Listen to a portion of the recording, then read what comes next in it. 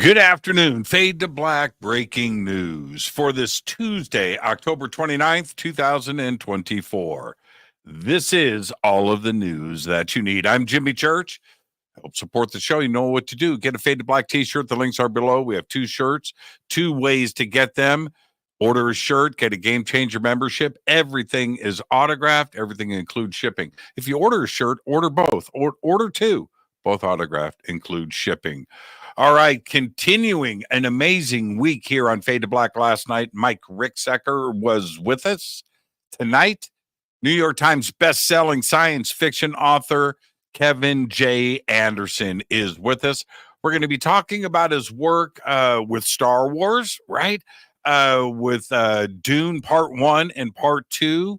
He's published 190 science fiction books. We are going to be discussing sci-fi into reality tonight on the show. This is a big show. It's going to be amazing. Tomorrow night, Jim Harold is back with us. That's right. It's Halloween week. Happy Halloween. Tomorrow night, Jim Harold and Halloween Campfire right here on Fade to Black. And then Thursday night, Judica Isles is with us. It's Halloween. So it's our Fade to Black Halloween special. There might be some costumes involved. I'm just saying. I'll see you Thursday night for Halloween. All right, I've got 4 events coming up, Peru and Bolivia in a couple of weeks with Brian Forrester. Right after that, the Conscious Life Expo. I'll be hosting it for, I think, the 10th consecutive year here in Los Angeles at the LAX Hilton, February 7th through the 10th, 2025. Tickets go on sale November 3rd. All right, but all the information that you need is on the link below. After that, Rise of the Guardians, March 29th through 30th, 2025 in Sedona, Arizona. I'm going to set up a private night watch, a sky watch. So I'll keep you posted on that, on what to do for it. And that is March 29th and the 30th. And then the Contact Modalities Expo. That's right. I'm headed to the Midwest. Finally, I'm going to go hang out with my people. That's right. That's right. I'm serious, man. Cracker Barrel, White Castle. Oh, man. Maybe Steak and Shake. Yeah. Waffle House. I can't wait. Anyway, it is in Delavan, Wisconsin, May 2nd, 3rd, and 4th, right there at Delavan Lake. The links are below. Today, well, I might have River Moon Coffee might be there. How cool is that? We're working on that right now. All right. Okay. So let's get straight to it. On this day in history, 1991, the Galileo spacecraft flew by the asteroid Gaspra on its way to Jupiter. Gaspra was the first asteroid ever to be visited by us, Earthlings. There you go. All right. Fate or fact? This is trippy. Now listen, mirrors facing each other don't produce infinite reflections. They do not. Each reflection will be darker than the last and eventually fade to black. That's right. And that is your fate or fact. All right, let's get to the breaking news. Sad day. Teri Garr, superstar of the 70s and 80s films, including Tootsie. She got an Oscar nomination for that. Left this earth earlier today at her home here in Los Angeles. She was 79 years old. Rest in peace, Teri Garr. Wow. Archaeologists have uncovered over 6,500 previously unknown Maya structures, including a hidden city with grand pyramids, all of this in southeast Mexico. This is a major discovery highlighting the Maya landscape hidden beneath dense forest and also modern settlements.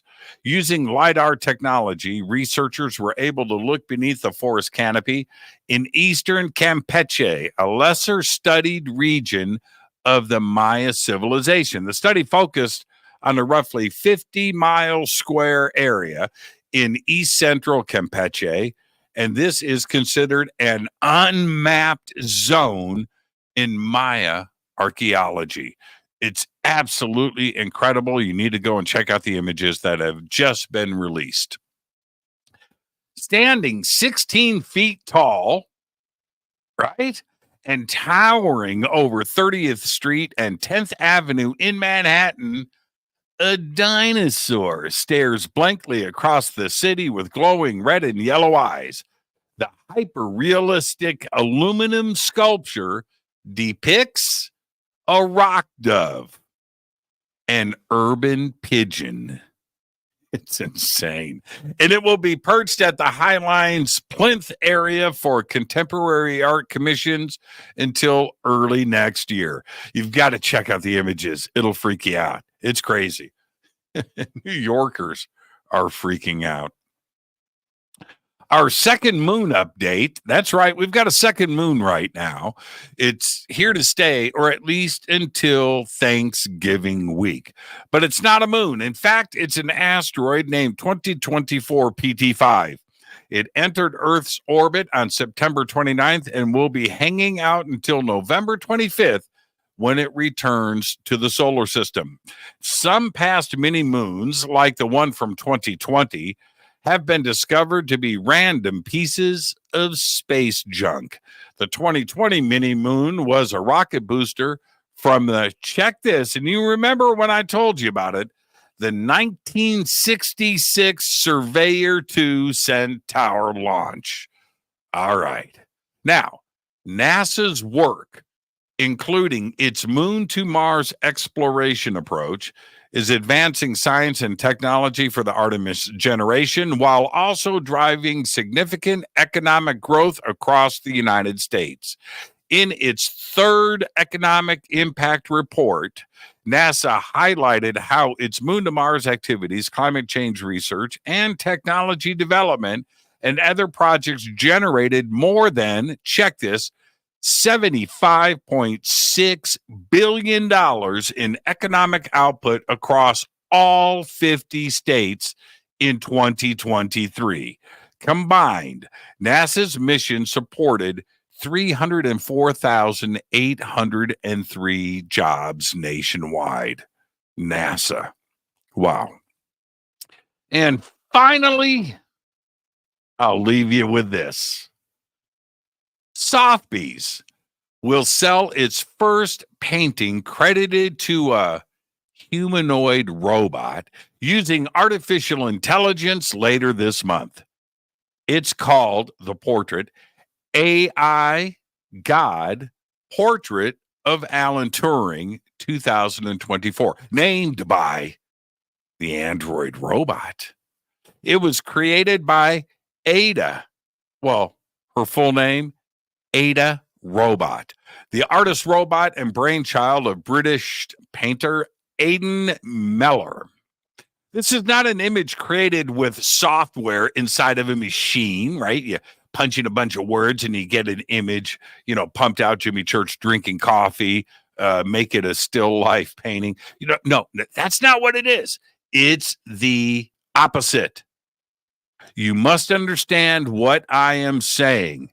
Ada is an actual humanoid android AI robot, Terminator style, and she paints with her arms and hands using cameras in her eyes, right there on a canvas sitting on an easel.